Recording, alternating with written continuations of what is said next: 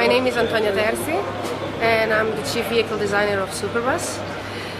Superbus is a new type of vehicle, and actually is part of a new transportation concept, which includes new type of infrastructure, a new type of logistics. So Superbus concept is the vehicle, the infrastructure, and the logistic.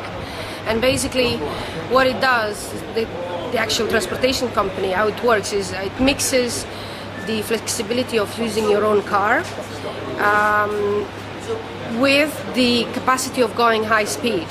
So basically a typical journey would be that you call Superbus and you say, I want to be picked up at this time in this location, and I want to go to that other location, and Superbus will come and pick you up. Normally it's for kind of long distances, like 200, 100, 200 kilometers. So as I mentioned, it will come and pick you up, say in the city center, wherever you are. It'll drive onto the highway and then onto the dedicated infrastructure for Superbus, where only Superbuses are running, and they are running at 250 kilometers per hour. It's fully electric. It has 4 electric motors. They are attached at the back to the to 4 rear wheels, and it's powered by a battery pack which sits actually in the middle of the 2 rear axles, and it's totally silent when it drives. So what's the range of it then? Well, it depends on the battery pack that you use. We came here just for we're very happy to be here, but we came here not to do long run testing. We came here to go to the UITP and then to demonstrate that is running. So we brought with us the lead acid battery, which is the old technology. So energy content is not very high. What could be the range? But the target range is 200 kilometers, and that we will achieve with a battery pack that we have in Holland. We're actually assembling it now, and that is lithium-ion technology. When you finish, when you get to the range, basically, and the batteries need to be recharged, you don't recharge them on board, so you don't have to stop the vehicle. You basically remove the battery hatch, take the battery out, put the new set of battery in, and you keep driving. So it's like going to a fuel station, basically. Yeah. It's all carbon fiber epoxy, and it's a monocoque structure. So it's carbon fiber epoxy basically in the whole structure, chassis, and the body panels. The glazing are all in polycarbonate. It's a compromise when you do the business case on using this type of vehicle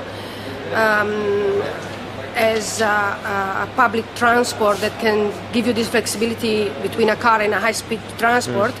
Then the infrastructure is so much cheaper than building an infrastructure for high-speed train that you can spend a little bit more on the vehicle.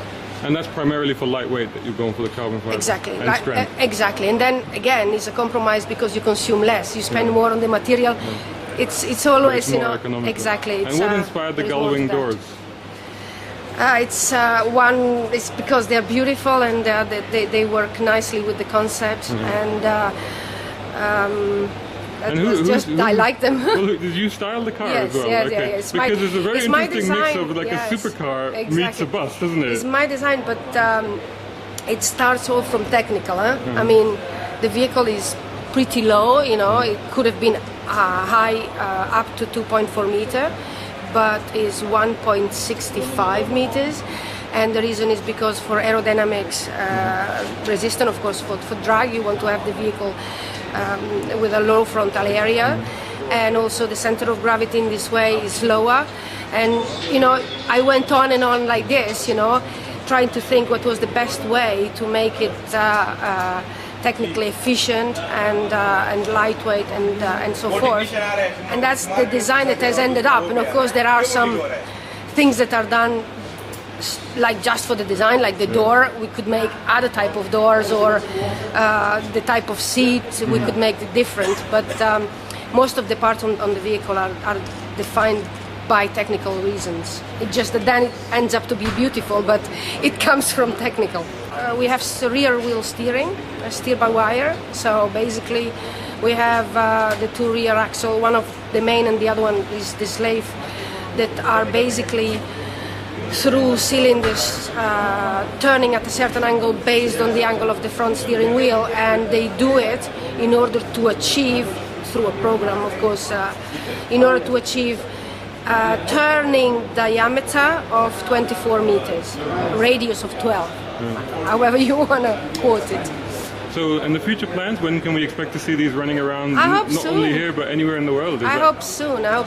This is just the first prototype, so of course when you go through the design of the prototype there are some things we would like to change in order to even further optimize it, but I'm very happy with the result of the first prototype, and then we'll see.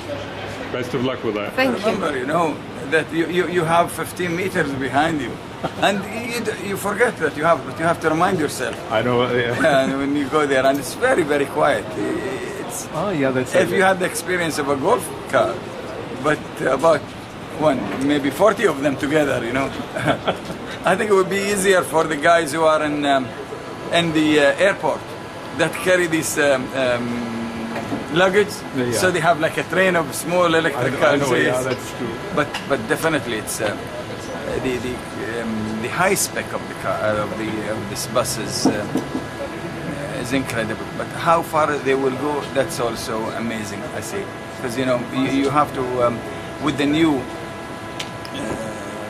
challenges that's going on. First, traffic. So you need a road for it, but then you have it's electric, so nobody can say, oh, it's a big car, and then that's will get a lot of carbon out of it. No.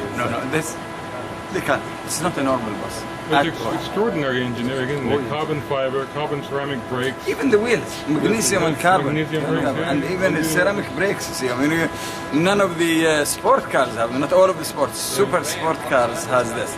So a lot of thought, a lot of money, a lot of time has been spent. Now it has to be translated into reality and production. You see, I think in Europe it will work, because see, designating roads for it. It's also about culture. What do you think if you have a place for it, people in somewhere like Europe won't go all the time and be on that road. They will make sure that it is only made for this type of vehicle. Do you think that's the difficulty that we face in putting it into process here? Difficulty is always there, but you know, to take the step, that's a courageous step, I think, because here they always try new things. Then when they said about the metro, everybody said it's something. I know. Is it functional? Is it paying back? That's for years to come. See, it's I think also you grow with your necessities. But it's certainly a sexy bus, isn't it? Very much. Considering that we like speed here, we like supercars, and it combines those values with the values of sustainable transport. It has. The suspension is incredible, and the tires has been designated for it. It is developed for this. You know, it's not easy just to go from the market and just out of the shelf and take something. No, I mean these tires, you have corner weights. Corner weights. Okay, you have heavy but not high speed. This is. It takes the weight, but it has to be high speed, because they are building it to go 250 kilometers, and then the electric cars is the way to go now, and we have the same issue with the Formula One. Is it going to work on that? No, even with this smaller engine, you see, we have a problem in voting for it or against it. But the electric, a lot of the companies, I mean, even like Nissan now, their main object is what? Batteries. And they have the biggest, I think, production they have is for batteries.